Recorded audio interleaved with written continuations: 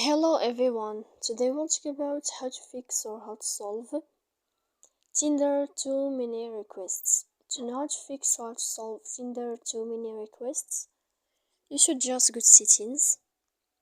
After that we click apps, default apps, app settings. When you find this list, you will search about the application of Tinder and you will enter. Here in this page of app info you will click on first stop and you will click OK. Here in this page of storage you will enter here. Then we click on first stop on clear cache, and in the end you can turn off your Wi-Fi.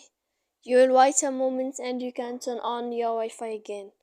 So please don't forget to support us by like and subscribe. See you next time in another video, and thank you for your attention and your watching.